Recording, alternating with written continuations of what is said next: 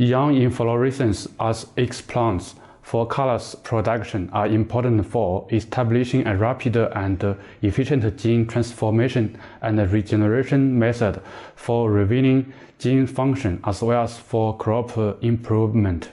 Main advantage of this protocol to minimize the overall duration of the callus induction. In addition, cell differentiation and regeneration capacity are very strong in the calli that obtained from young inflorescence.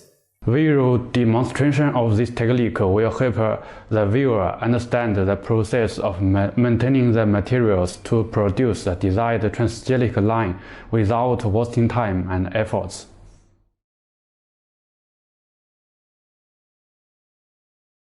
Begin by collecting young rice inflorescences from the paddy field or a greenhouse at meiosis stage, making sure that they are covered with the leaf sheath.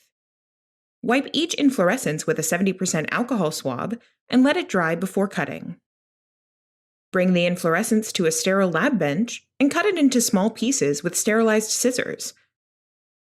Then, transfer the cuttings to a Petri plate containing NBD2 medium. Incubate the plate in the dark at 26 degrees Celsius for 10 to 14 days to induce callus.